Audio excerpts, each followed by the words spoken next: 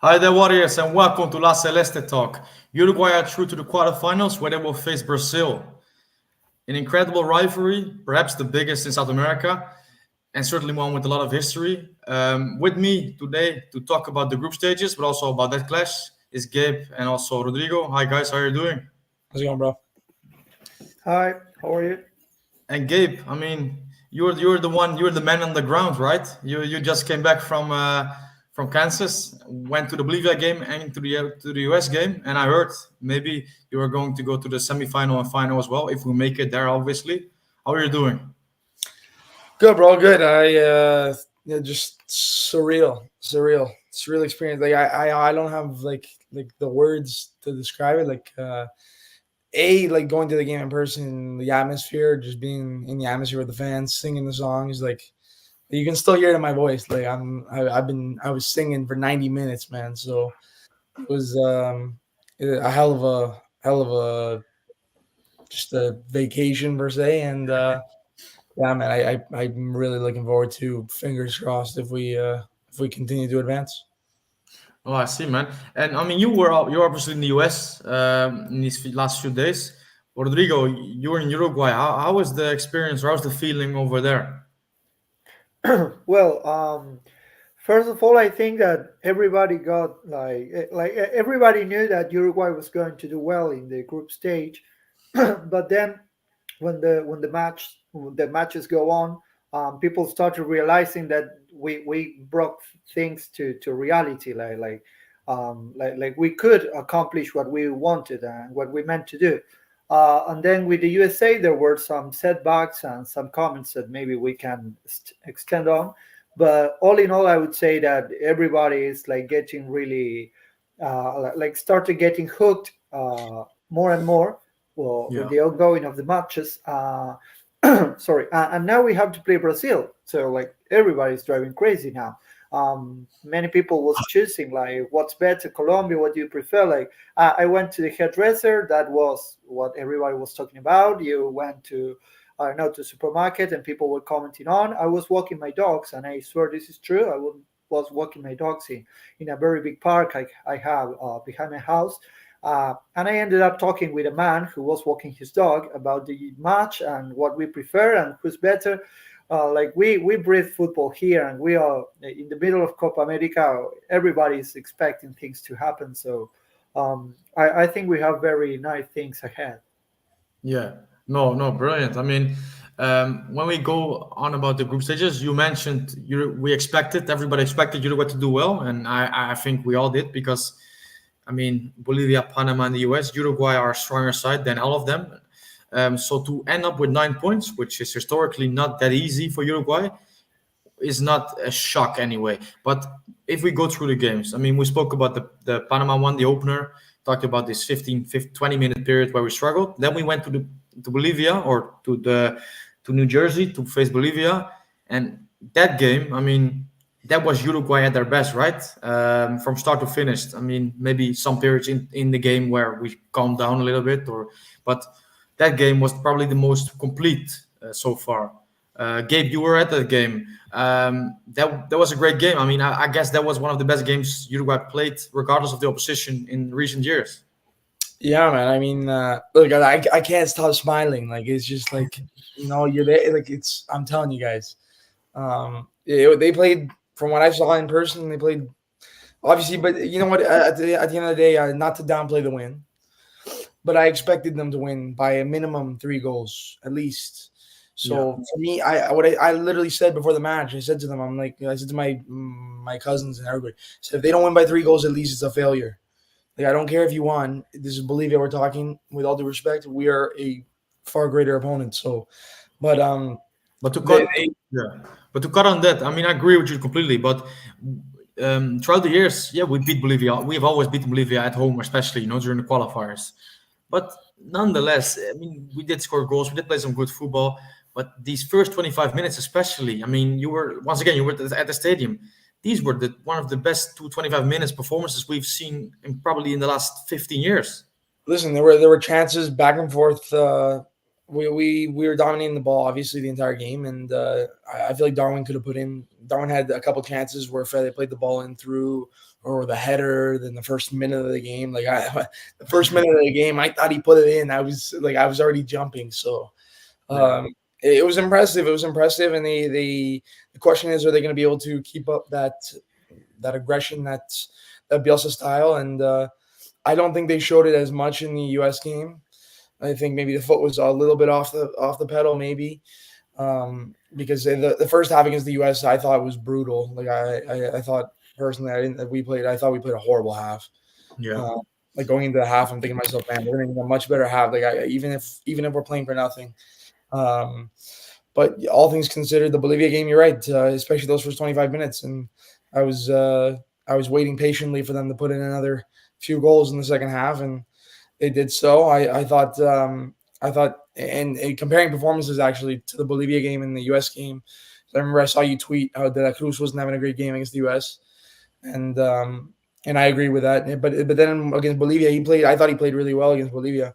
For me personally, I thought, especially on that Maxi Araujo goal, the through ball he played, the Maxi past two players, I thought was brilliant. And yeah, I I was so happy to be. Look, I can really talk. I was so happy to be there, right? So happy to be there. So I really hope that I'm anxious. I'm anxious, man. Like we all are. So Yeah. No, I understand. And Rodrigo, the game against the US, what were your what did you feel about that game? Well, first of all, we have to consider that everybody was thinking about substitutions, and I think that was like the best option. And I suppose we all agree on that. Then Bielsa and his team decided not to make many substitutions. All in all, I think that we performed really well. Players were like holding back a little bit, I would say. Like they like everybody was concerned about Uruguay going crazy, which is like in that Bielsa style, which is good, I suppose. But it was like obvious also that players were going to hold a little bit. And I think that's what Uruguay did. USA, it's another type of team. It's not Bolivia, certainly, not Panama. It's, I suppose, way better than Panama. I remember saying that USA was going to be like a surprise or do very good Copa America. It didn't happen, but like they struggled a lot to they fought for the match. They wanted to win. I think that made things a little bit difficult for Uruguay, but we could control the match in most of the cases, and I think we could uh, I suppose yes, that have everything in control. So I don't know. I would say that I was really curious about the different outcomes there could be because, as I said, USA proved to be a competitive team, and they had very good opportunities to score. And well, they couldn't do it, but I was like relaxed. I have to say it was a match that I wasn't like concerned about, No. but not that I thought that we were going to win easily or anything. It's just that I felt that Uruguay was in control of the match. Yeah. That's what.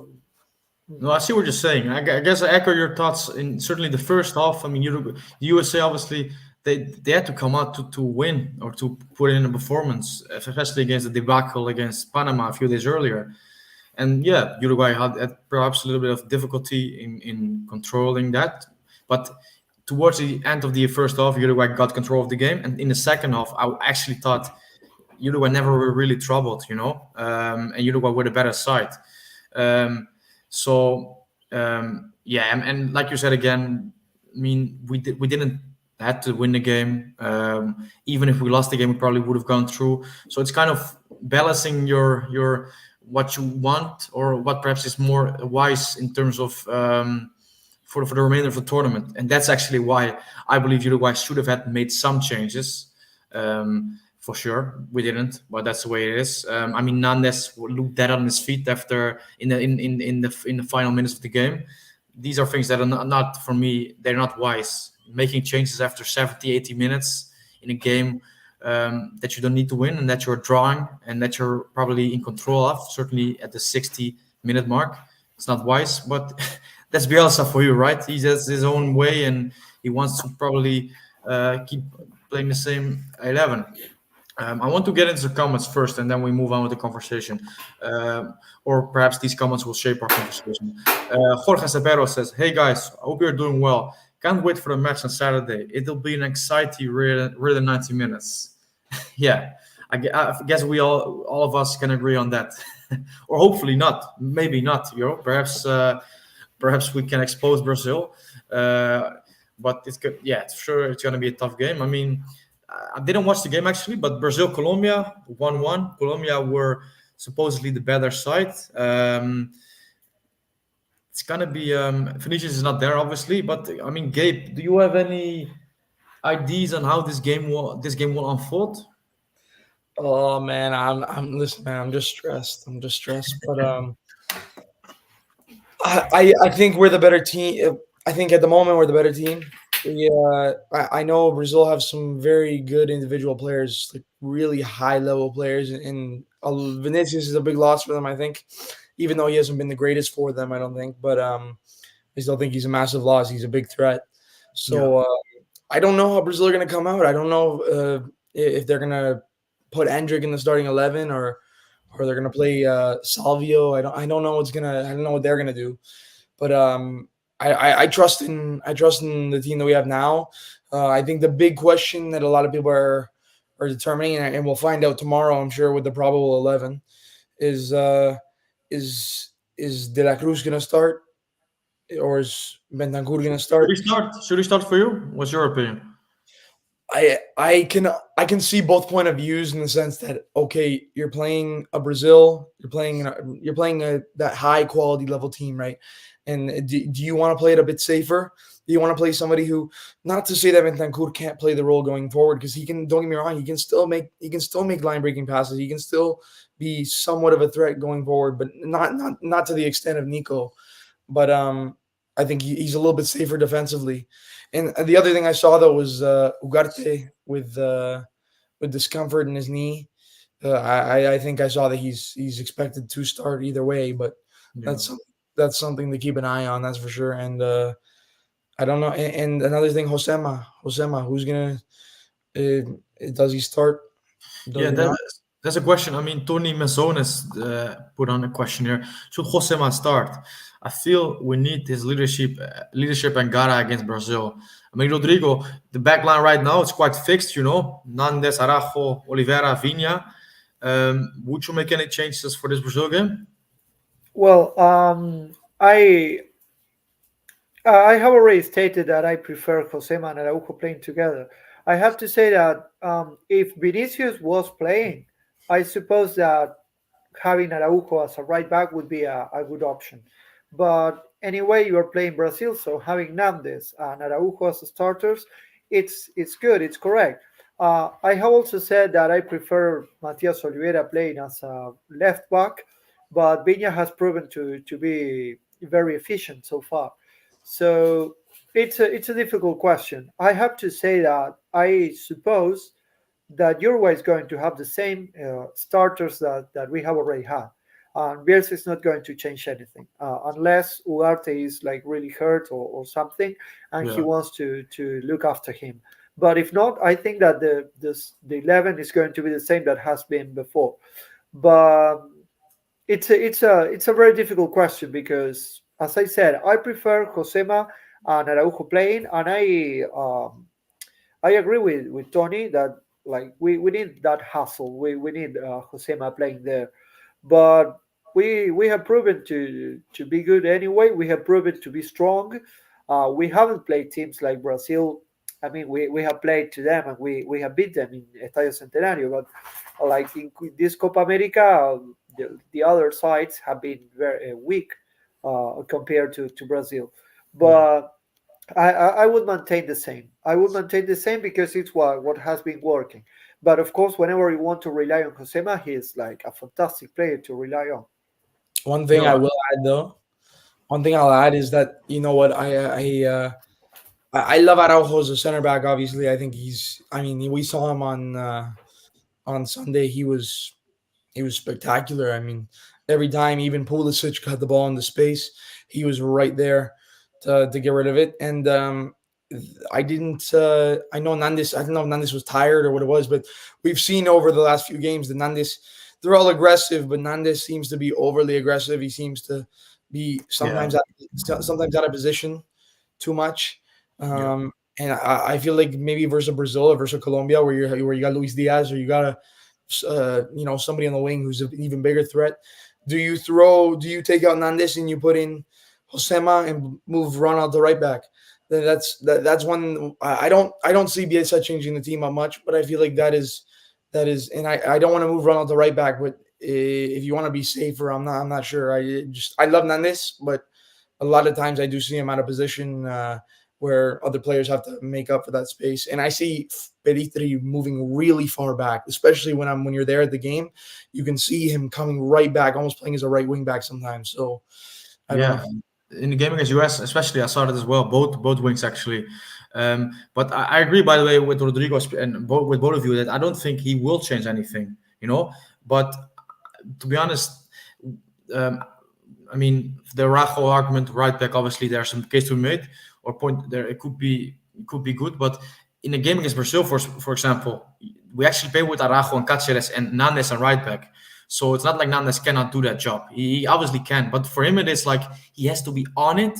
But with him, obviously, he's quite volatile. He's quite gets carried away. That's one problem with him. And what I would say about Fina, I mean, we all like Fina's tournament so far. I mean, the second half against Bolivia was really bad in my opinion, but overall his tournament was really good. But yeah, then their argument is there against who did he play so far? And when you talk about, in this case, it's going to be Savinho probably or Savio or Ravinha, and then we might have a problem on our hands with Vinha. And then I actually would like Oliveira, who is a better left back and a better 1v1 defender, much better than Vinha. But like you guys say as well, is it going to happen? Most probably not, because there's this solidity right now with this back line, and why change it? So yeah, let's see if it happens. Maybe another question about another area of the pitch from INDSM is, how do you guys feel about Valverde? I feel like he's been quiet. I would like to see him kick some bangers outside the box, because that's definitely his range. I will start with this one, and then obviously love to hear about from you. I think Valverde, the first game he was a little bit quiet. Yeah, I agree with that. But the second and third game, I actually liked his performances quite a lot. And he obviously has tried some shots from distance, so it's not like this is not in his game anymore. But he also has to be wise, and he's more of someone who distributes the play and the playmaker. And I guess another thing I would add to that is that no, in Uruguay he has a different role. He's more prominent. He's more kind of the star, and he is obviously not someone like, for example, a James or maybe a Bellingham, who you saw in his first game against Serbia, takes everything to him. Completely absorbs everything from the game. He's more of someone who's still quite humble, and you see this in the way he plays. So I guess that's maybe some people like him to be more asserting himself on a game, and I don't think that's just him. And that's actually why I want Bentancur in the midfield, because when we saw Bentancur play in Uruguay in the last few years, although Valverde is the best player we have, I actually believe that Bentancur is probably the footballing leader, in terms of the way that he sets the pace, not only defensively, but also in the way he dictates the pace of a game. And that we haven't seen Bentancur and Valverde yet starting together, I actually, it makes me a bit sad, to be honest. So hopefully we will see that. But Rodrigo, on Valverde, is there anything that you agree with there? I mean, obviously you raise a fair point, by the way, I am DSM. But what do you feel about Valverde so far? Yeah, I totally agree with what you expressed. Yeah, I think you were really accurate, because that's the thing. That's what's happening, and we have to bear in mind that Valverde playing for Real Madrid, it's fantastic, and he has been fantastic, scoring goals, being everywhere. But he plays with Modric. He has been playing with Casemiro. He plays with Tony Cross. I'm not saying that we don't have the quality. I'm not comparing. Of course, those are fantastic players from Real Madrid, but we like when we have a player that way, with that sort of player, I would say like Valverde, then we want him to do everything. And he's also captain now, which is something different. I know it's not strictly related, but so people and yeah, like Uruguayan fans, we are used to like very good players being the ones who carry out the team, and they take everything. They do everything like Forlan did in South Africa in 2010. So that's the thing. We are waiting for Valverde to do everything, and when he plays for Real Madrid, and I repeat, he has been fantastic in Real Madrid. He's not the player who does everything. He's not the player. I mean, he stands out, of course, but along with the rest of the teammates. So I think that that's the thing with Valverde and Uruguay. Um, we have all agreed that in the first game Valverde wasn't really consistent, and I think that he was really tired. Then he proved to be great, fantastic in the other two matches against Bolivia. You might say that it was an easy match, but he performed excellent, and he even scored a goal. And then the same with the USA. I think he had a very good match with the USA. So I expect only the best for from Valverde now, from now on, and I think that he can shine a little bit more against Brazil. I have to say, I also have to say that I agree with this with this comment that he should be trying. I see that sometimes he like Uruguay in general, we don't try shooting from outside the box. This is a very good resource we have. Not only because you are expecting to score a goal, but you are creating danger. Yes, like defenders have to be aware. The goalkeeper has to be aware. Anytime you can receive a banger from Valverde, and it could be like hitting the post. It could be a forced. Sorry, those were my dogs. Um, so it could be like I don't know, like anything coming. So it's danger all in all. So goalkeepers have to be aware of Valverde shooting. The same with defenders, as I said. So I really hope that Valverde can like perform a little bit better, trying better shooting. But I like his performance so far. No, yeah, and the shooting from this is one is a good point, but I always feel shooting from this is like a double-edged sword, you know, because yeah, obviously you want it, but sometimes when I see people take shots from bad positions when there are better options, it's so frustrating. But for sure, with Valverde, but not only Valverde, I mean, obviously also De La Cruz is a really good shot in his legs. It's a weapon to have, obviously. And Nico Mosquera says, "I'm ready to suffer on Saturday." Yeah, I guess we all are. And a comment that probably also from Nico, by the way, that follows up from that is I'm seeing a heavy majority of people online saying we beat Brazil. To be honest, when it comes to Brazil, I always feel like an underdog. I mean, Gabe, I mean, do you agree with that? I guess because I've seen this as well, by the way, online. I've seen it online, and I've seen it even in just people I know, just talking to them about the game. And even myself, I feel like we at this moment in time, in comparison to them, I think we're in a better position, better spot with a better overall squad and a better tactician behind it all as well. I don't think like Dorival Santos. I don't think he's at the level of Bielsa. So um, Yeah, I no, don't yeah, listen. I agree. I agree with that. By the way, this, I mean, we obviously should have the belief to win against Brazil. I mean, always, but certainly now with the circumstances. But the way I see some people speak about Brazil, you know, like kind of disregarding them, it's like, come on, what you're talking about? You can't disregard them. They're always regardless. They're always going to cause problems. Like it's not like they didn't cause Colombia any problems at all because they did yesterday. But Colombia was the better team. They did have more chances, and they probably should have popped in another couple goals.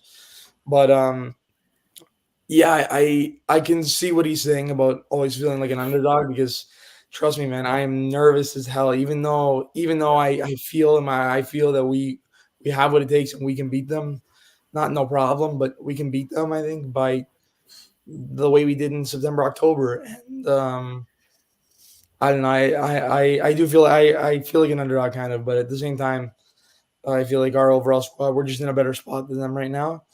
And I don't think anybody can really disagree with that. I mean, we came with the group with 3 wins in 3 games.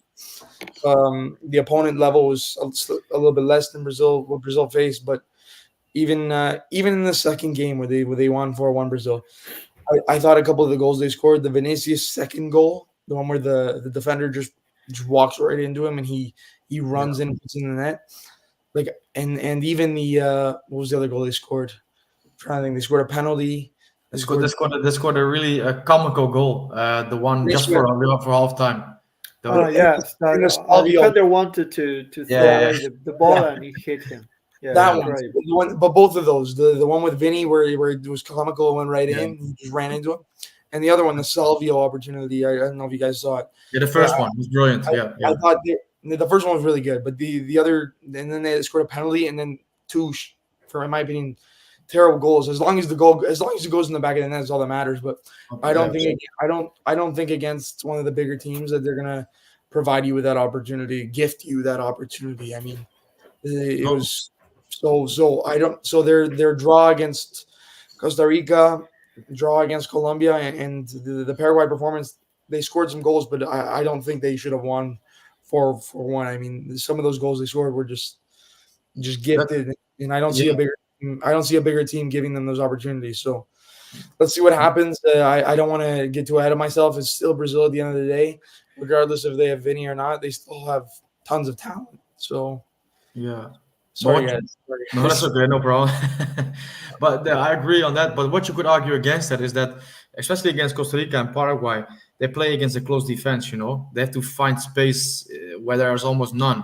And when Brazil play against Uruguay, um, there will be more space to exploit. And it's obviously up to players in midfield. And I would believe that midfield is a kind of a weak area at the moment, even though they are individually maybe good players. But it's up to Paqueta, Guimarães, João Gomes to actually find the composure in transition in these moments to release the likes of Rodrigo, Zavio, Ravinha. And if they can do that, obviously they're a huge threat. They're a huge threat. We know that. Um, so, yeah. And I mean, Rodrigo, maybe you can add on that. I see you looking. I see you like you want to say something. So, No, no, it's okay. I just wanted to comment that first of all, that for Uruguay, it has always been like really difficult to play Brazil. This is not like I'm not discovering anything. Like everybody knows that. Like we have had a very good cycle with Tavares, and anyway, we weren't able to beat them. Never mind the circumstances, but we couldn't beat them either in Copa America, in qualifiers. It was impossible for us. And we could do it with Bielsa. So the first thing we have to say is that, yes, now we are better and we are like leveling things up. Historically, we can fight with Brazil whenever we want, but we have to be realistic. Yeah, the same something similar happens with Argentina. I don't want to go deep there, but when we played finals with Argentina or elimination stages, we were really good. But overall with Argentina, we are under them, playing matches like 1-1. The same with Brazil. So now we are in a way better position. Yeah, one of the best probably of the last 30 years, maybe. But that doesn't mean that it's not Brazil at the end of the day. I also want to say that Vinicius is a fantastic player. He has been playing very good football, and it's good for us that they don't have Vinicius. But think that imagine that we don't have Valverde, which is like really important, or we don't have Araujo, or we don't have I don't know Ronald Araujo maybe. Or, yeah, what I mean to say is that we can perform very well anyway. I'm not going to say that it's the same. What I want to say is that they don't have Vinicius, and I am really okay with it. But let's not think that it's like, well, Vinicius is not playing. It's not their Messi. Like, I mean, they no. have very good quality. So that's something that it's important to bear in mind. I think we are leveled with them. Everything is balanced. If I have to follow my heart, I would say that yes, Uruguay can beat Brazil. And as Gabe, you said, they drew with Costa Rica. They drew with sorry, what's the Colombia. with Colombia? Sorry, yes, and then they like they were very good against Paraguay, but like Paraguay was very weak.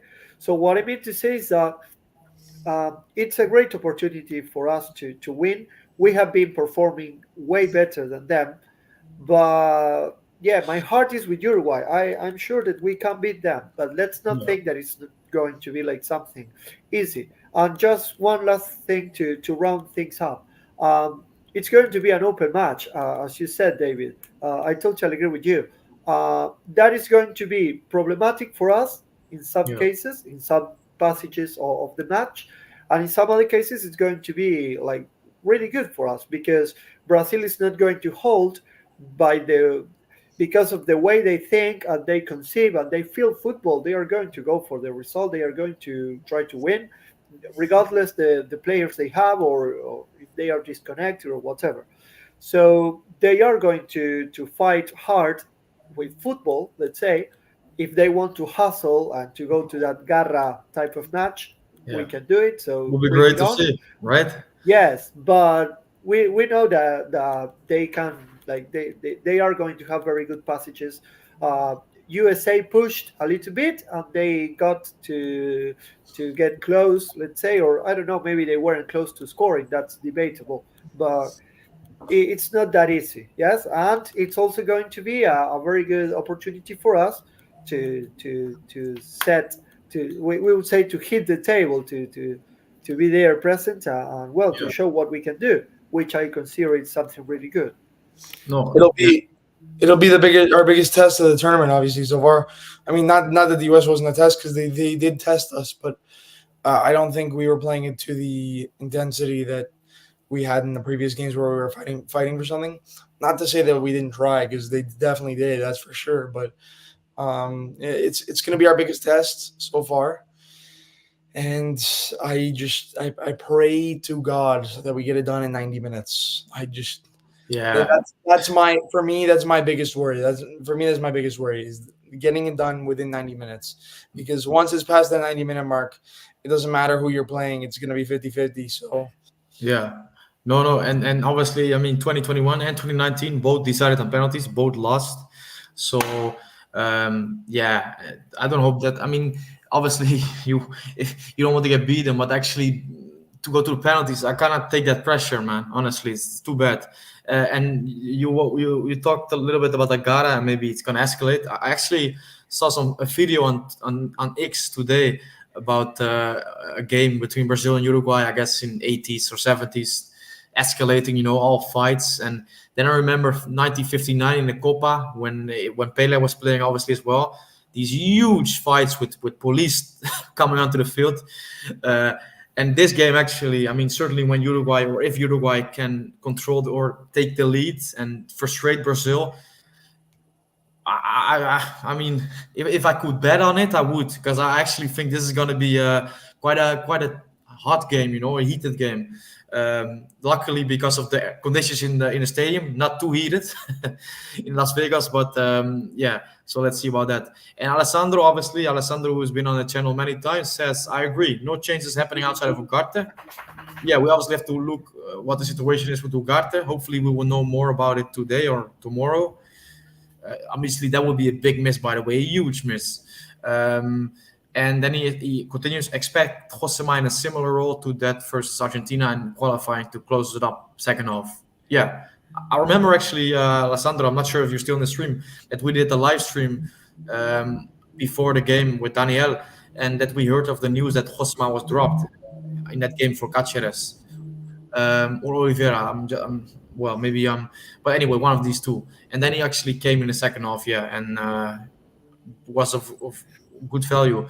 But maybe we see that could be true. I mean, one of the reasons Oliveira is playing obviously is that he trusts Oliveira more with having 50 or 40 meters behind his back, with space to exploit for attackers. And also, what I see with Oliveira, and that I think this is one of the biggest weapons that Bielsa believes that Oliveira has, is his ball over the top. When Viña, for example, is running or Araujo is running, that the ball that he can execute, which Josema, yeah, that's true. He's not that good at this. I mean, he's better in terms of ball playing than he was a few years ago. But Josema obviously is not renowned for his ball playing. It's more renowned for defending in a low block, being strong, clearing everything that comes his way. And he's not the slowest. I don't like the characterization for him being really slow because I don't think he is. But obviously, making these recovering runs for 90 minutes like Araujo does and Oliveira as well, probably at the 40-minute mark, both his hamstrings would be would be destroyed. So yeah, And I think we also have to consider that Josema has been struggling with a lot of injuries. yeah, And you are starting a player like Araujo, who has, Ronald Araujo, of course, who has had like many of those as well. So I think that maybe that could be a way of protecting Josema. And all in all, Bielsa is the one who knows like like um, like the shape and his physical shape. So well, let's say that maybe administrating the way and balancing the amount of minutes he has and the football he has, that could be something really positive. I think that Alessandro was really sharp with the comment, because yes, probably that's like the strategy for like thinking about Josema ahead of the match with Brazil. yeah. No, it could be, yeah. And that's the funny thing with Bielsa. Luckily, he's on the sidelines against you, Brazil. I mean, you never know what he's got, what he's got served up for us. Yeah. Yeah, I, And I agree with Alessandro in the sense that seeing Josema in that second half, even as we did against the US, like there were a few opportunities, there were a few times in the low block, like you said, playing deeper in our half when they were pressing into us. That Josema made some good blocks. He came in sliding in one. I don't know if you guys remember which one I'm yeah, talking about. I yeah, thought that Like was with his head, he was like, yeah, yeah, diving. that one was good to see. So let's see what happens. But I don't, like we said, I don't expect any changes against Brazil, and I don't know. But we're gonna have to see. We're gonna have to see what Ugarte is like, because Ugarte will be a massive loss. He's arguably been our best player this entire tournament. I think yeah. he's right up there with Maxi Araujo and Ronald. So let's Yeah, I see. agree completely. Yeah, yeah. I actually do not think it's the case because otherwise, I guess the alarm bells would already be ringing right now. So I actually don't think it's the case. And also, he came out after the game that everything was fine and okay. I mean, the player after the game, yeah, maybe that's not the most reliable source of information in terms of how the physicality or how the physical state of this person is. But okay. Alessandro also says the USA targeted Nandes with most of the pressing. He's the weakest in the back line in that regard. Um, yeah, I guess I agree. I agree with you because when I mean maybe you can remember this as well, guys. Is that Nandes few occasions on the right back he did well. He recovered possession, but then they actually, like Alessandro said, they targeted him, and not. I mean, he could have cleared it away or maybe passed into midfield, and then he kind of gets into his own world and tries to shield the ball or either pass someone. And these are obviously dangerous things. Certainly when you could lose the ball high up in the pitch, and when it is Brazil or Argentina, that's obviously could be deadly. Um, but I guess Nandes, despite not having the greatest of games against the US, I didn't think he was bad. By the way, he's obviously was really good in the first two games, and he's been really good in the qualifiers. I mean, so yeah, and I think Bielsa is kind of. I mean, Guillermo Farella, you could argue that why not start him, for a game, but Nandes obviously I guess he's luck. He's a luck in that position. Um, Yufrai says, "Big up. I'm new and a Liverpool fan. How is New Year's at Uruguay?" And he also says, "Hope Uruguay win Copa America."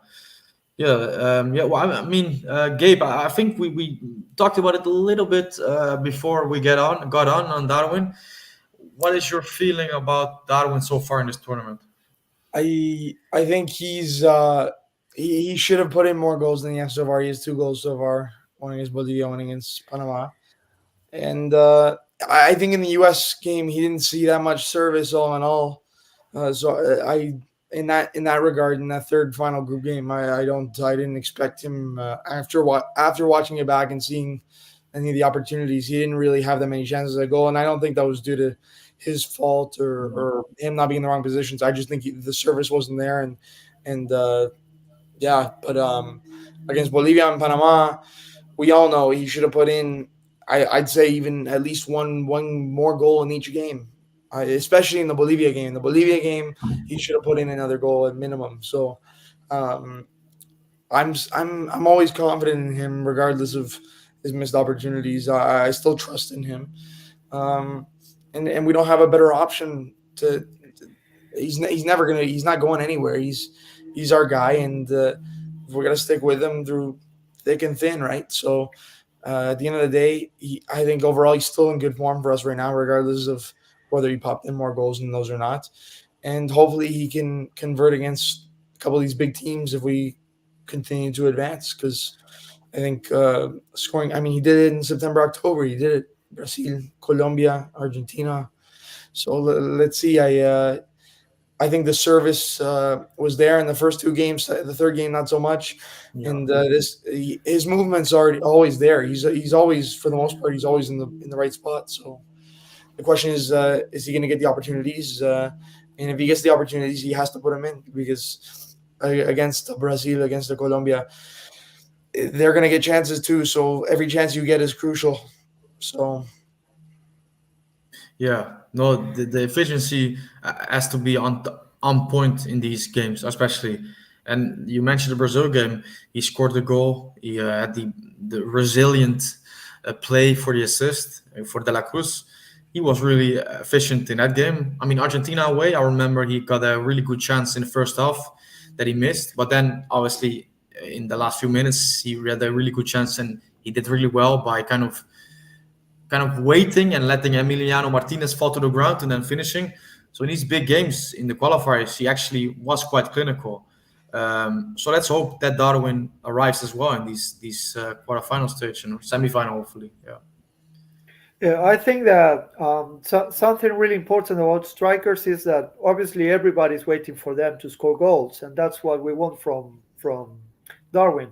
And he has been performing well. I agree with Gabe about his performance in this cup, in this tournament. I think he should have scored maybe another goal, but anyway, he's doing fine. Uh, Something that I consider is really positive for us, for Darwin especially, is that he has already scored against Brazil and Argentina. Because, like in football, whenever you have derbies, whenever you have classical matches, whenever you have those important matches, we are waiting for those players to score in those matches. Yes.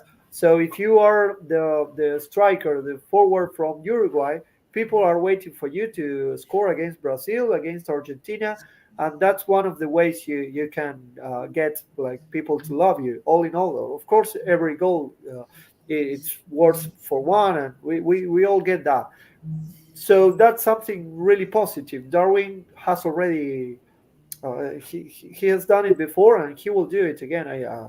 I'm sure. So I think that there are a few more goals that he has for us, and I hope maybe just one with Brazil will be good, just to begin with. Yeah, no. Actually, you're completely right. With he obviously has shown so far that he can score in big games for Uruguay, and the service needs to be there. That's one thing with him. He's not a player that. Yeah, okay. Especially you saw, for example, in the USA game, he kind of overestimated himself in certain occasions, certain moments where he tried to dribble from midfield and where he kind of got himself caught in bad positions or dispossessed. So that's not the kind of player he is.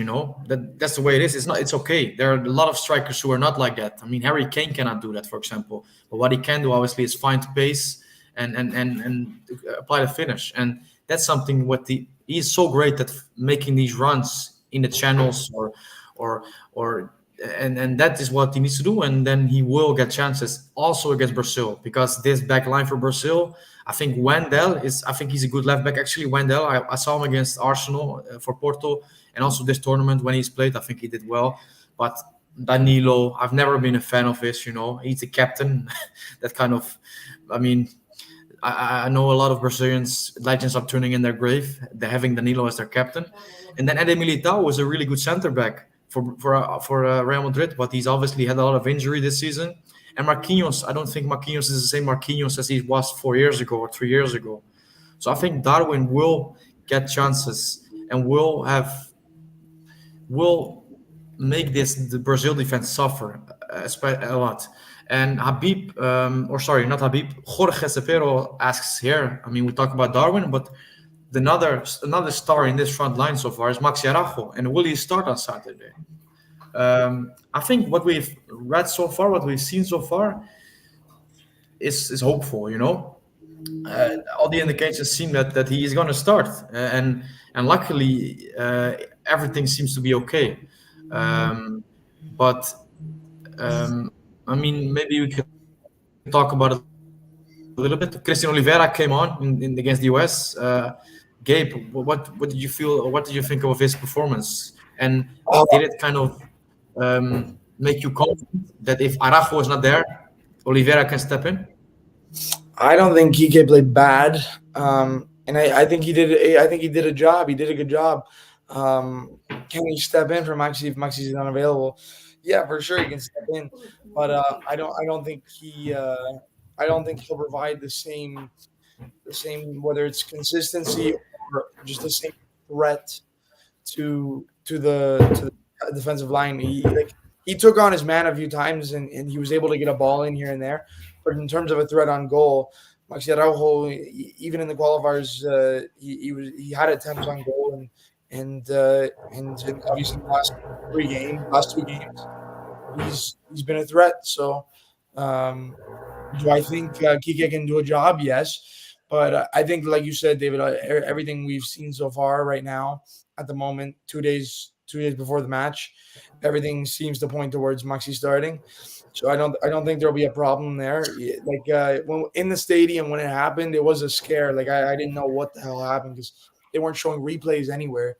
But and then we saw him get then we saw him get carried out on the stretcher with a neck brace. So my first thought was, shit, man, this is not Yeah.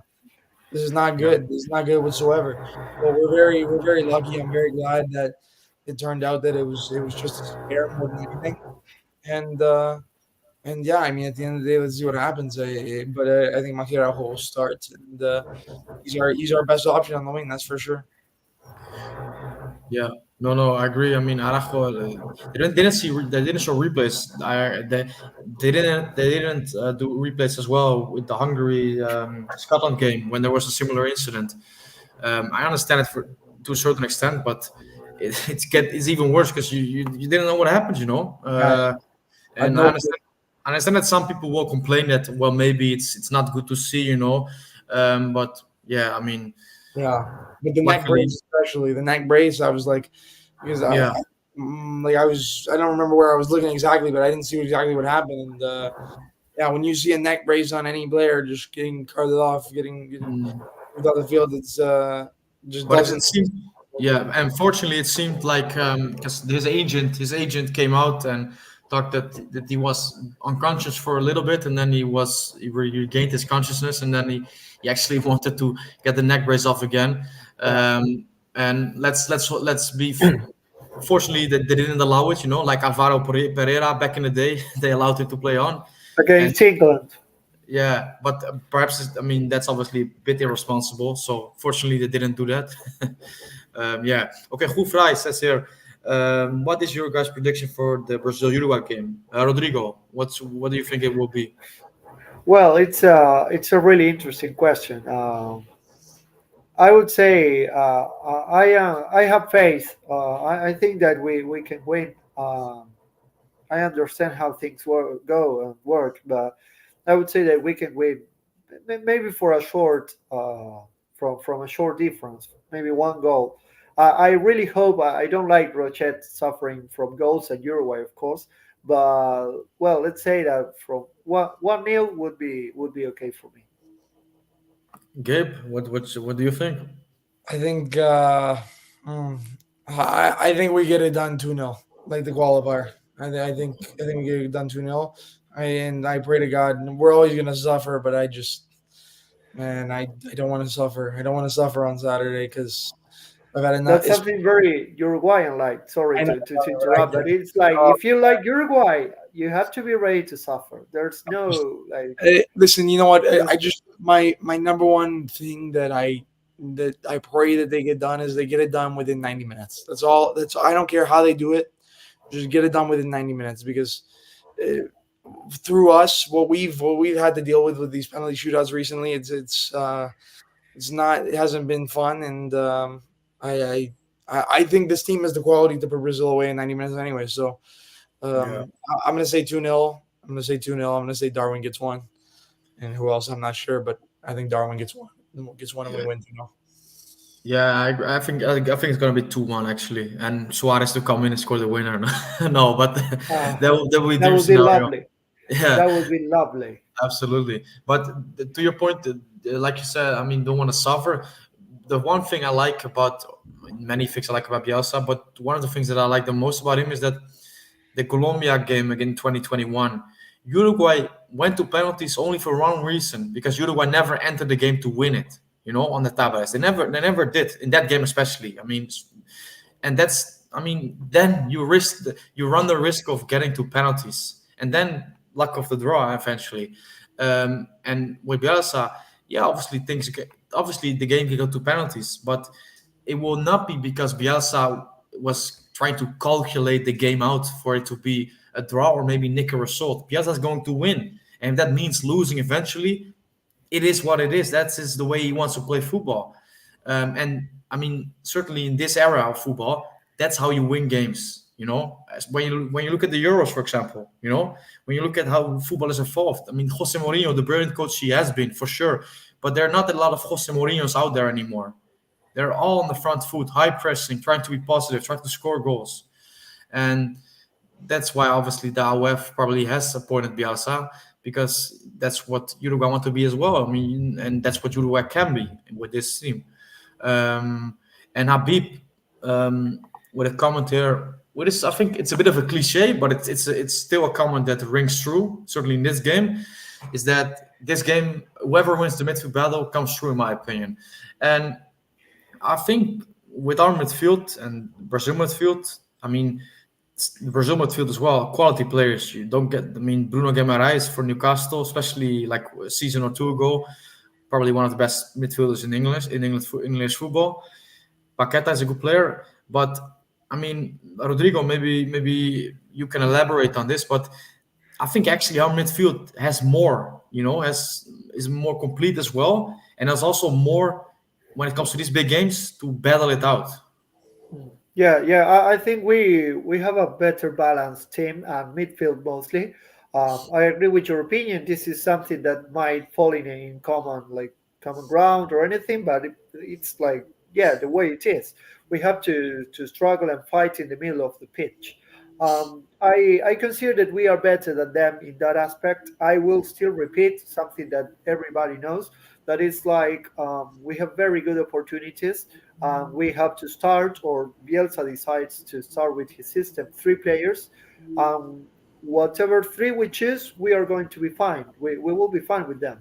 So then, in any eventuality, if we need to take out De La Cruz and put Bentancur, everybody wants Bentancur to start. We all want and enjoy Valverde playing. And Ugarte has been a true lion so far, Yeah. and we are all praying that he can get to the match in his best shape. And this is the type of player you need. We have already talked about this characteristic of Ugarte. It's the type of player you want for this type of matches. And you want him in the middle of the pitch, holding and resisting and getting everything back from that back. So I say that that's probably something that we have like better than them.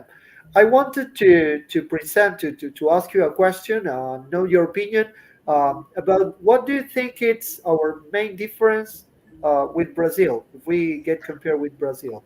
What would you say that it's like? I don't know, in our case, better than them, or what do you think they have better than us? Not just, no, I'm not talking about players or positions. I'm talking about all in all. Um, yeah. I mean, Gabe, maybe you can go first, or maybe you think I a little bit. surprised you with the question, but I Yeah, no, wanted maybe to. I will go first, and Gabe, maybe you can think about it for a little bit. And Go I ahead. think one of the big differences that this Uruguay team, and I tweeted about it as well, is that they're more organized. You know, the roles are defined. There's a quite clear hierarchy of who is who, and yeah, who is where in time in kind of in terms of importance. I think that's one of the big differences because the Brazil team are still a team of individuals and a team with a lot of stars and I would say um, kings, but there's not a defined king, not a Neymar at the moment, not someone because Valverde is dead at the moment, right? I mean, Valverde is dead and Darwin is at the up front, and then these are clear players that are the how do you say the referentes now in this generation, Arajo, and over there it's I think it's a little bit less defined. And another thing is that I don't think there's a lot of trust or confidence in Dorival at the moment. Bielsa is like Bielsa is someone who's revered at the moment and well liked by the players, and I don't think that's the case with Dorival. So I would say these are the main differences. And Gabe, maybe you have something else to add. I agree with you. My main point was going to be Dorival and Bielsa. I mean, I feel like the gap is relatively far. The trust in them and the way they play through their tactics. I mean, Bielsa has a clear style of play. It's we know what it is. He's high at the pitch, pressing, aggression, win the ball Yeah, back, high at the pitch, and go forward. Right. Whereas Dorival, I don't think he is established a clear style of play with his Brazilian team right now. And like I said before, they have great individual talent, but I think another thing that sets us apart, especially in the last in this patch that we're in right now, is I think we play better as a unit. I mean, Brazil has great individual talent, but I don't see them working well as a unit in these recent games, and I feel like we are way more equipped to attack the game head on. I mean, Brazil, the one thing that worries me is us leaving space open on the counter in transition. yeah, That is which David touched upon earlier. Like I think that's their biggest threat for us. That's their biggest threat. I think we're going to control the game. I think we're going to control the ball for them. We're going to control it more than them at least. Maybe that's a hot take, but I don't think so. I think we'll be able to control the game. And yeah, if we are able to control the game, that's what will establish the win. I mean, we have to control the game from minute one. We can't do any of the bullshit of, oh, okay, 25 minutes off the gas, or oh, we had a great first half. Sorry, we had a great first half, and then the first 25 minutes of the second half we shut off completely. That yeah. can't happen, and Bielsa won't let that happen. I don't think so. No, no, I agree. And the point you made about ball possession, that's going to be an interesting one because I remember in the game in Montevideo, I actually think Brazil had more of the ball, but because that Europe obviously are so vertical, so they don't really have this emphasis on possession, you know. So yeah, obviously if we have the ball, it's fine, but I think it's going to be a 50-50 split actually, depending on the scoreline, by the way, because Yeah, obviously if Uruguay take an early lead, yeah, I mean, then obviously the, the, the way the game will unfold from that moment on, and obviously things can change once again, but probably will Brazil on the ball, Uruguay as kind of reactionary. But that will be interesting to see for sure. Yeah, and I think that's fine. I think if they were able, not even per se possession wise, just in terms of the actual, like, the quality of the pass is like the line breaking passes, the like, not just the little side to side. Okay, we're passing the ball around. If we're able to control from minute one going forward, making those line breaking passes, but playing in between the lines, I think we're going to be able to dominate the game. And you're right. It's listen. At the end of the day, it's Brazil versus Uruguay. I mean, it's not going to be an easy game, no matter what. Doesn't matter what kind of patch they're in, what players they don't or don't have for this game. So at the end of the day, we got to go out. We're gonna go. We're gonna come all out. We know how Bielsa is gonna. I mean, we haven't seen Bielsa in a knockout match, but nothing's gonna change. He's not gonna, like we said, like, he's not gonna pull the same BS as Diego Alonso playing. no, when we believed so much, and then He he better just not. He better not. No. turned Yeah, into a little cat, scared in the group stage. So we're not going to see any changes from him. We've seen that throughout the years, whether it's for club or for us. And yeah, I have faith in him, especially because he's been able to get the best out of the side. And I mean, we have the quality. We have the quality as a unit, and individually. So Yeah. Jorge Pero says there. Yeah, no, Rodrigo, please, please. Yeah. no, no. I was just going to say that we are all in the same page. I think we all interpret the same. That's those are the main differences that you mentioned. I don't even have to say. I wanted to say something short, that it's that there's another feature we have to be careful with, which is free kicks. Do you remember that in our last match with Brazil, when we won 2-0, Rodrigo had a very good free kick that hit Yeah. the crossbar? Yeah. That was like centimeters away from the goal. Of course, that's football in history, and we are not going to go back to revise each of those things. But what I mean to say is that things could have been way different, at least for Brazil to start winning in that match in Montevideo, in Estadio Centenario. And against Colombia, they score Rafinha, which is probably my favorite player from Brazil, or the one that I like the most of watching playing. Um, he scored a fantastic free kick goal, and he was really close to score another one against Colombia. So what I mean to say is that they can be low level. I think that the chemistry and their connection, the anemical thing, it's not going really well with them, with Brazilians, with those players. But all in all, I think that we have to be really careful with that.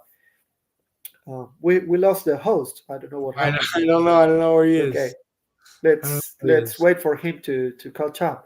I'm going to take up what David was going to say about Jorge's comment. There's no better time for Uruguay to face Brazil than now, a struggling Brazil without Vini. And yeah, that's for sure what we were mentioning before, that this is a very good opportunity for us. It's going to be even, because I suppose that's the way we can interpret it. It's not that now we are the best team in the world, or we are doing really well and they are shitty. That's, sorry for the word, but that's not the way it is. I mean, uh, I, I I trust in Uruguay. I trust in Bielsa going all the way long for it.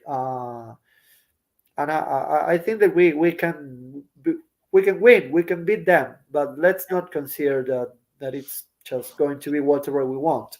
No, I agree It with you. depends. It's you can't underestimate them. I mean, at the end of the day, it's still Brazil, right? It's still Brazil, so you can't. It doesn't matter who they have or who they don't have. They're still gonna come out putting up a fight to us. I mean, historically, I think I saw it was in the last 10 games we've won one, tied one, and lost eight, or won one, tied two, Yeah. lost seven. And I think it's fair to say during those period prior to last year, they'd been in a better spot than us. I mean, as a team in general, the quality that we've had come up in the last 2 years, especially in the midfield, players like Valverde, Bentancur. I mean, compared to, think about it, compared to when we had like Arevalo de Rios or Alvaro Gonzalez. It's the quality is that we've superbly increased the quality in the team, and so it's not just oh, they have Suarez, Cavani, that's it. It's not like that. It's this team is a good unit together. Even the players on the bench, the players you want to sub in, you want to bring in, they have the quality of being starters. You're talking Josema, we're talking whether it's Bentancur, whether it's De La Cruz, Arcaeta. So I think I'm very confident in the fact that those past results aren't going to be able to dictate what's going to happen in this game. And as nervous as I am, and as much as I want to say, okay, we can do it, we can do it, which we can. I don't want to put my foot out the door to just yet. I don't want to get ahead of myself. I don't know what you, Rodrigo, but I'm nervous That as that will that will come alone and easily when we are on Saturday I, evening waiting for the match, or even morning or the previous day. Are you attending the match in Las Vegas? I wish I was. I tried, but I don't think I'm going to be. I would have had to leave. I would be leaving tomorrow. But if God willing, we advance, I'll be at the semifinal and the final. So let's Well, that will do for me. I mean, listen. that's I great. confidence. Ask the players to do their part, to play their part, to win the match against Brazil, and then you will be able to go to the other two. I'm praying that the because I'm just being there, being in the stadium. I mean, singing the songs, just like you Was it hear your first time? it was well. It was my first time was the Bolivia game, and then the U.S. game. I went to both of the Okay. games, and yeah, my voice is gone. So Celeste the entire game. I just Yeah, and there was a really good attendance at Kansas. I didn't know that it was going to be that good. I heard and read that it was going to be like a few, like there were going to be fewer fans, but it yeah, was like I didn't think there were going to be nearly as many. I mean, in New Jersey, there were very an incredible show of 40,000 just of us alone, just us alone. yeah. So that was very. I mean, it was amazing. I mean, just the atmosphere, the sound in the stadium, everybody singing together, incredible. And even in the Kansas game, it was a really good show out. I mean, during the national anthem, even just hearing just the echo of the crowd. There was well, we're showing everybody the supporters they're showing up in force, and I don't think that'll change in this in these knockouts. I mean, the Las Vegas game is a little further out for a lot of people. I think that a lot of the Uruguayan population. I feel like most of them live on the East Coast, maybe, but but yeah. Here, David's asking if we can add him. I'm not sure how we add him, to be honest. Oh, let's see. Okay, I'm not sure how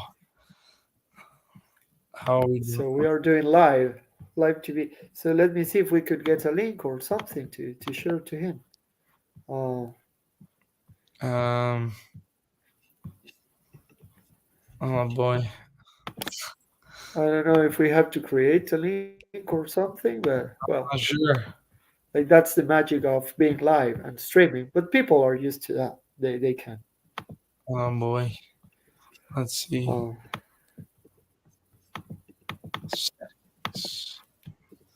I don't know how. do you have an idea?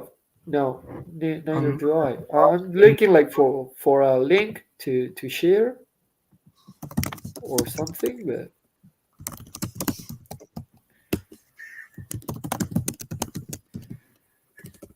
okay. Well, we will solve it in a minute. We let's thank anyway for people figure it out. participating.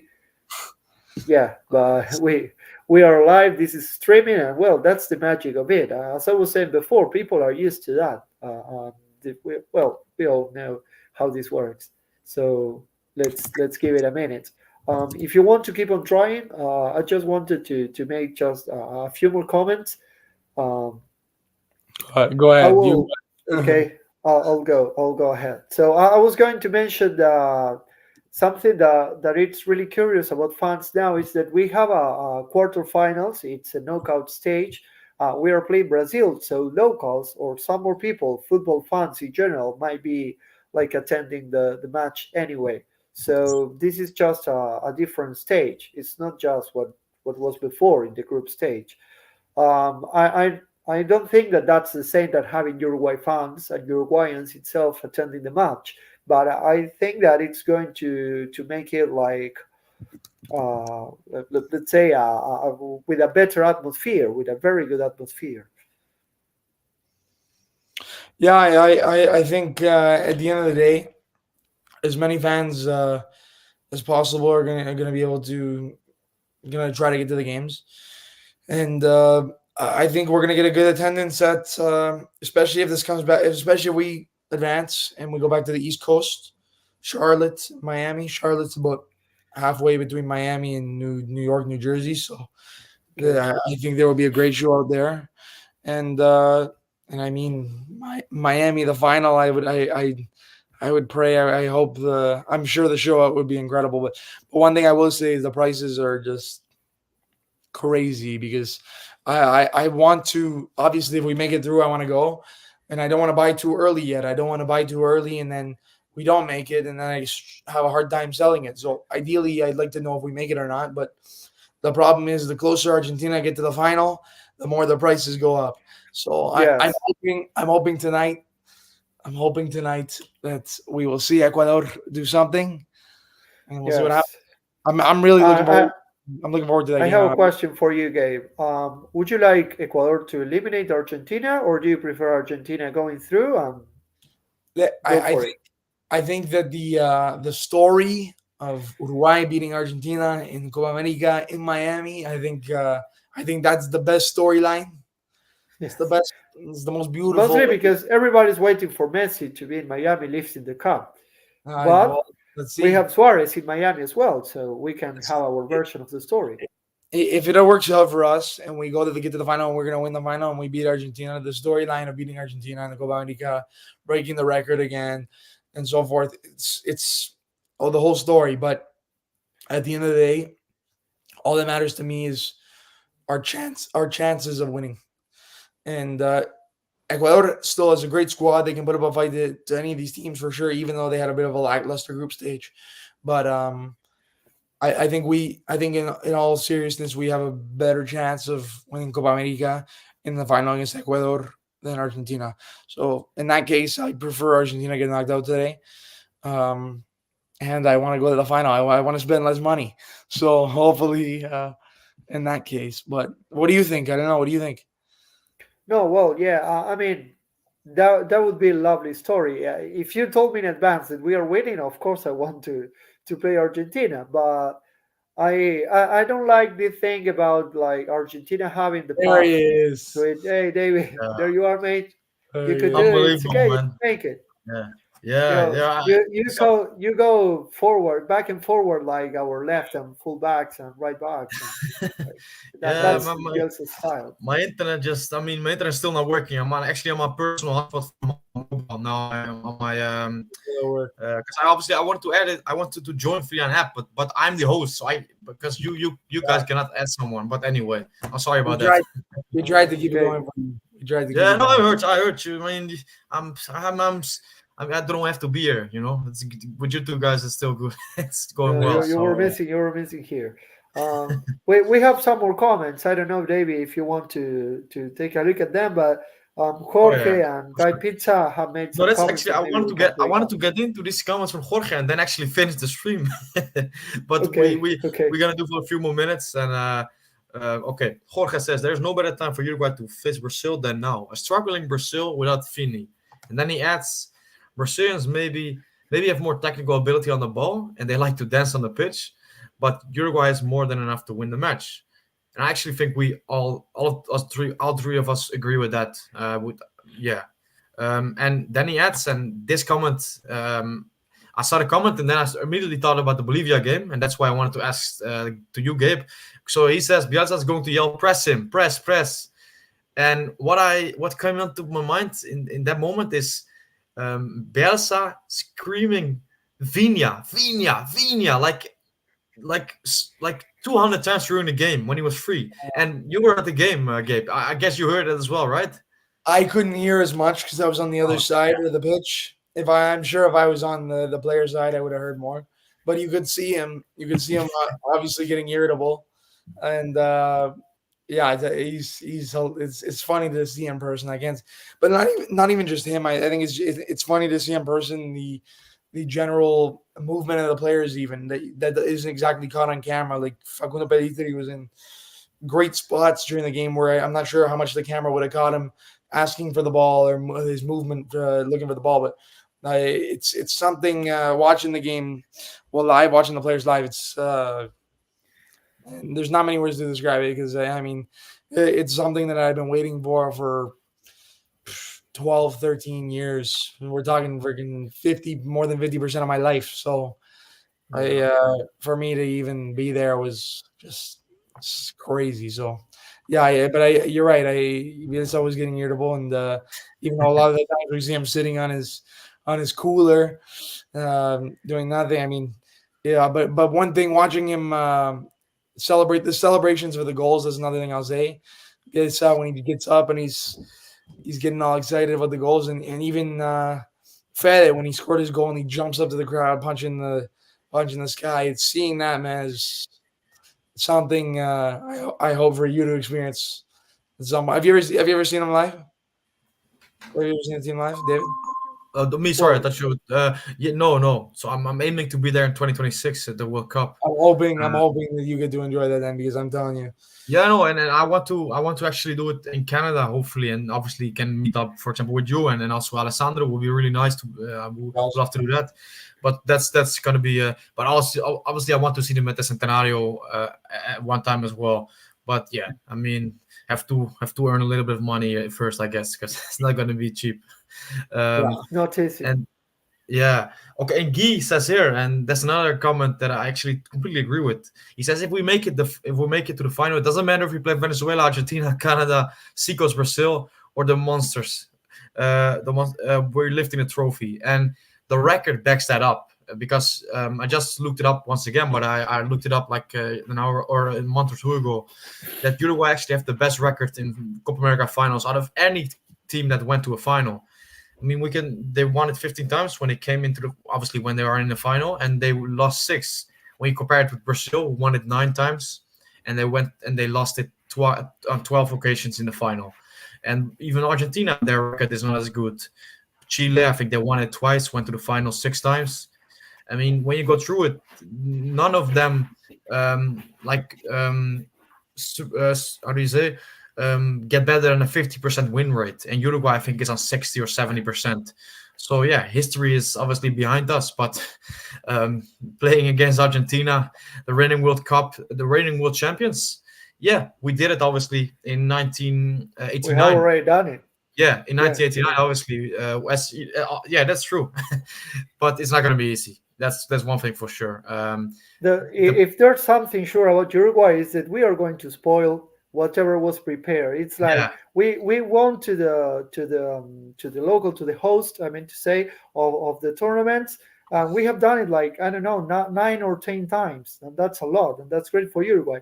And historically, with Uruguay, like whenever something needs prepared or arranged, like this seems to be. I'm not talking about anything strange. Just saying that like everybody is expecting Messi and Argentina to get to the final to win and to win. So in that scenario, it's when we enter and when things suit better for us. I want to go back to what I was saying before. We have to play Brazil. We have to win.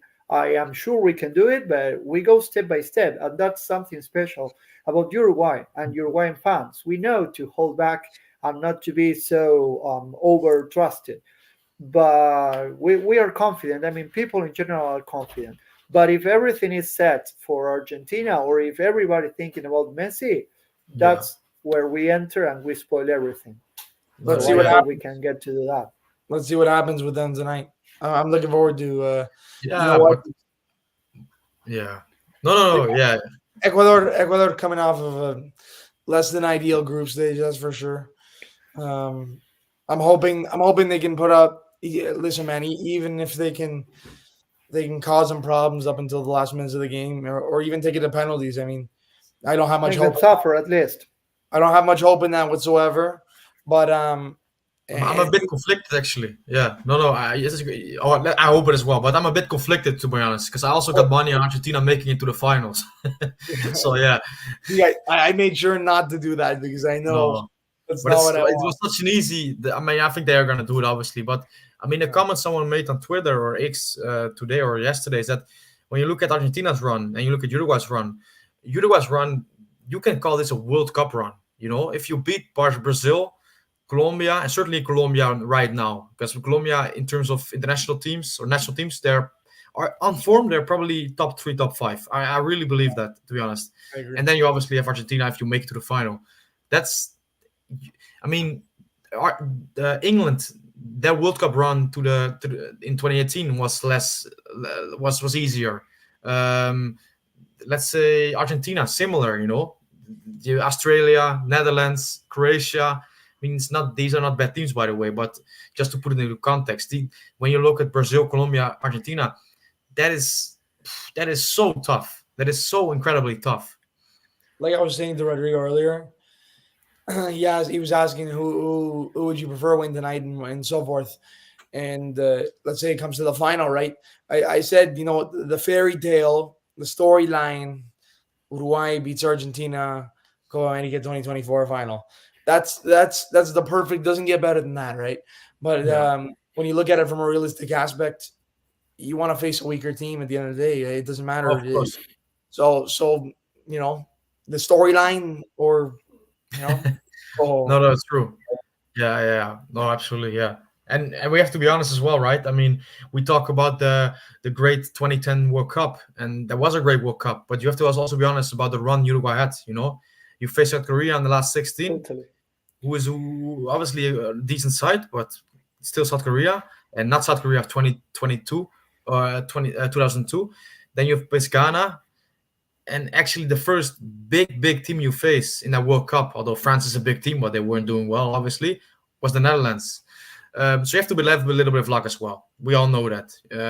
It's really hard to Sure. to to face to face four top class sides, and then win the World Cup. It's really hard, and I don't think actually I cannot recall like an example right now. Because even Spain in the same World Cup, they faced Paraguay as first game, and they struggled. Or no, sorry, Portugal Yes. they faced first. Portugal in the last 16, Paraguay, and then Germany, obviously. So this is a tough run, but still, you have Paraguay there, Portugal, who didn't weren't on a good moment back then. So it's really hard to have these knockout stages and to face top side after top side after top side, and it hardly happens as well. Even when Uruguay won the last Copa America, we played Argentina. That was, of course, a big match with Yeah, Messi and everything. We were playing in Argentina, but then we played Peru, which we have already faced in the group stage, and it was a weak team, or a not a strong side. And then in the final, Paraguay was like very weak as well. They got yeah, to the final tying every match and winning by penalties, which is okay for me anyway, because if in my case we tie and we get to the next stage and we are champions, I'm okay with it. But let's say absolutely. that it wasn't proving to be a very good, a strong squad. So yes, you're totally right, David. I think that it's like a very difficult run, and it's also something that runs in favor of Argentina is that whoever gets to the final is going to be there by beating amazing teams, regardless is Uruguay, Brazil, or Colombia, but they are going to get to the final like really tired and really exhausted. Whereas I suppose Argentina is not going to have that in their path to the final, we suppose. So that's another difference that runs in favor of Argentina, I agree. regardless of the rival. I agree, but at the same time, I think it plays both ways in the sense that You okay, get more confidence. yes, you're coming in, you beat these big teams. I think it plays both ways, but I agree with you. I agree with what you're saying. Let's see what happens tonight. Anything can happen. We all know anything can happen. It doesn't matter if it's Argentina. You get Yeah, the. I'd love to see them get the penalties, but I think even if they get the penalties tonight, you got Emi Martinez in the net, and I think he gives you an edge. So let's see what yeah, happens. I'm yeah. interested No, though.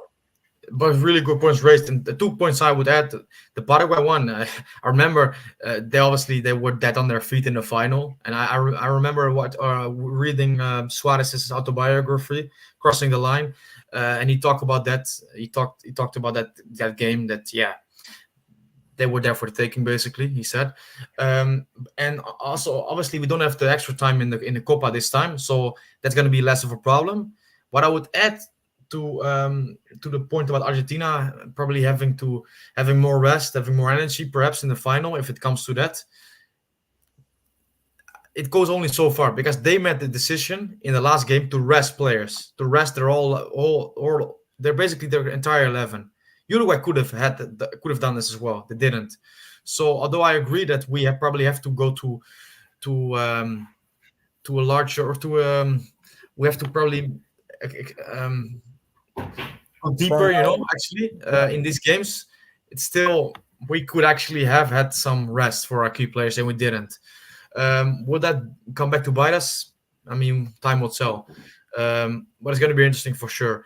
And with the Argentina one, I mean, Ecuador obviously. I think actually Ecuador tonight is the toughest games they will have up until the final, um, because Canada, Venezuela are not as good as Ecuador. Canada perhaps they Venezuela beat Ecuador, but obviously they got a red card earlier on in the game.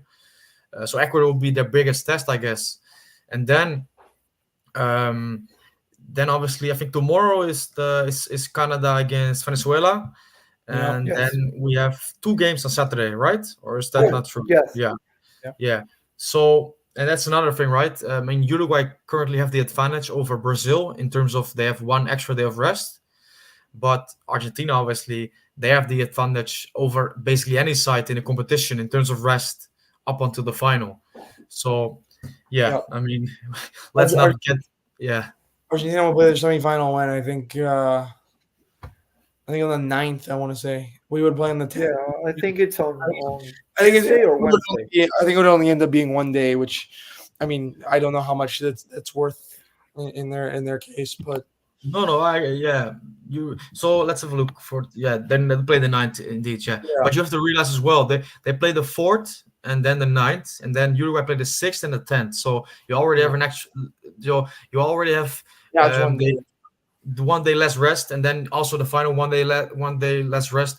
So it obviously adds up, a little bit in a tournament like this. And Um, for us, that semifinal, it's gonna be Colombia. If we do go through, it will be Colombia, and that will be a shit show of a game. that'll be a hell of a game, and Like it's payback time, right? I mean, if we I get there, obviously. if we get there, let's pray, man. Let's pray. Let's put the candles out, because Yeah.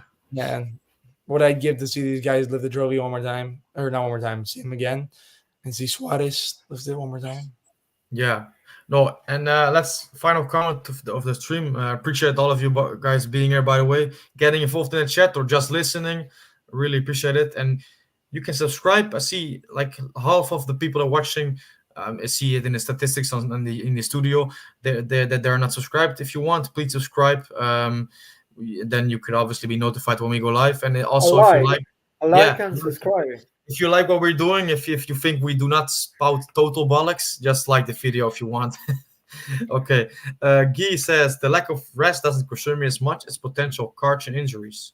Penalties scare me uh, against our potential opponents. Um, Good point. Yeah. I mean, cards. I'm not that sure of the situation right now with when the cards are. I think after the quarterfinal stage. They have already been cleaned up, and Yeah. now you No, have not now. this.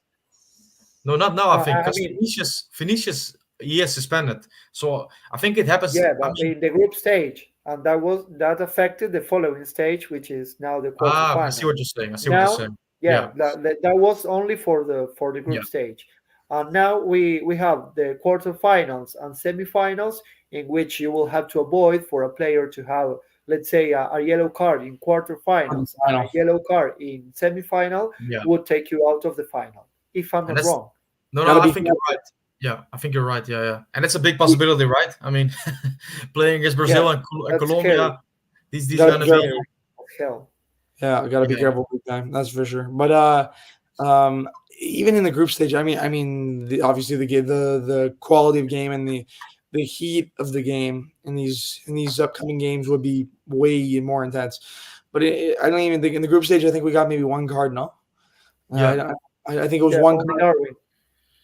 Was it Darwin? I don't remember. Yeah, yeah. I I think in don't the last. remember Fernandez as well, but I'm sure Darwin. Whatever. Either way, they're gone. So Yeah, Yeah, no, Darwin. yeah, Yeah, yeah, sure. I remember the commentator saying that this is the first card of the tournament and Darwin got it. oh, now So I maybe, remember against yeah, against the US against the Yeah. US. yeah, yeah, yeah, That yeah, that's something positive as well, because we have like we have done it very well in that aspect, because yeah, regardless the level of the opponent, we didn't get yellow cards. We got them, or we got one against USA, and they were fighting too hard to for the match, because they were the host, and they were getting out of the tournament. So I Yeah. think that's something positive as well. We played like crazy, so to say, but we are not like like we are handling things very well in that aspect, at least so far. Yeah, yeah, we are aggressive, but we are controlled. There's controlled aggression, I guess. That's Um, the yeah. So yeah. Okay, guys. Appreciate you guys being here. No Like problem, like man. talking with you once again. Obviously. I think. Let's have a look. Maybe. Yeah. Obviously you will be watching from home. Maybe I'm gonna do something before the game. During the game, I'm not gonna do it. I did it in the opening game. Didn't like it, to be honest, because you cannot control or concentrate on the game. But if not before the game, we probably will be back after the quarterfinal, and hopefully we will be looking forward to the semi-final then, right? I mean, yeah.